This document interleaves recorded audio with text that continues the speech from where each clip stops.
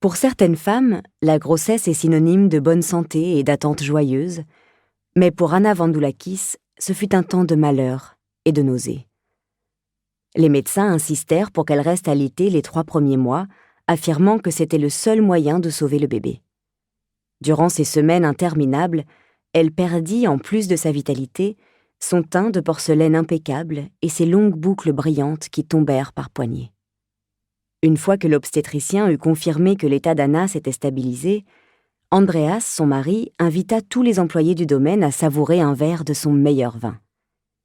Ils furent plus d'une centaine à se réunir devant la maison, dans les hauteurs d'Elunda, pour trinquer à la santé du futur bébé. Tout le monde savait que l'arrivée d'un héritier n'avait que trop tardé et que la pérennité d'un empire aussi prospère que celui des Vandoulakis dépendait de la continuation de la lignée. Ils se sentaient ainsi tous concernés par la descendance d'Andreas et d'Anna.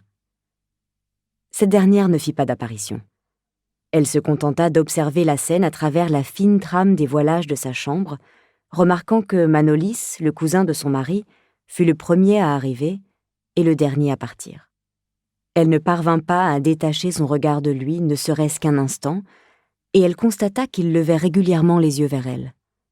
Sa plus grande peur n'en fut pourtant pas dissipée. Elle redoutait qu'il l'ait oubliée.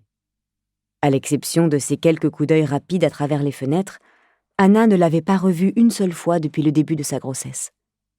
Comment aurait-elle pu accepter de se montrer à un être qu'elle voulait impressionner alors qu'elle avait perdu ses attraits? Elle en voulait au bébé de tout ce dont il la privait déjà, avant sa naissance. Lors des dernières semaines, de nouveau malade, elle dut garder le lit. Le bébé était mal positionné dans son ventre, le dos contre la colonne vertébrale d'Anna. L'accouchement en fut douloureux et traumatisant. La petite, Fluette, ne se rendit pas plus agréable après sa naissance, puisqu'elle vagissait, presque sans discontinuer, toute la journée et toute la nuit.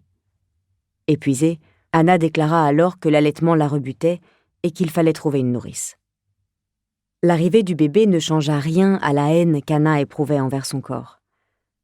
Presque du jour au lendemain, de volumineuse, sa silhouette devint émaciée. Elle ne supportait pas de se regarder dans un miroir. Pour quelqu'un qui avait, autrefois, passé plusieurs heures par jour à admirer son reflet, le changement était notable. La belle jeune femme radieuse d'hier était méconnaissable. L'évolution de son épouse plongeait Andreas dans le désarroi, et lorsqu'il demanda à sa mère, Eleftheria, si l'état dépressif dans lequel Anna se trouvait était normal après une grossesse, celle-ci fut bien contrainte d'admettre que non. Ses 2 filles avaient aussi enfanté récemment, et elles avaient aussitôt savouré les joies de la maternité. Eleftheria s'était attendue à ce qu'Anna connaisse le même bonheur. Elle fut particulièrement surprise d'apprendre que sa belle-fille avait refusé de recevoir son père, qui souhaitait rencontrer le nouveau-né. Si les Vandoulakis ne s'étaient jamais montrés très accueillants avec Yorgos Petrakis, Eleftheria peinait cependant à comprendre pourquoi le pauvre homme n'était pas autorisé à voir son premier petit enfant. Elle était d'avis qu'il méritait un peu de bonheur. Son autre fille, Maria, qui avait contracté la lèpre, se trouvait à Spinalonga, l'île où son épouse avait trouvé la mort quelques années auparavant. Ce choix revenait à Anna toutefois, et Eleftheria n'avait aucune intention d'intervenir. Un soir, alors que le bébé avait une dizaine de jours, Andreas rentra plus tard que de coutume.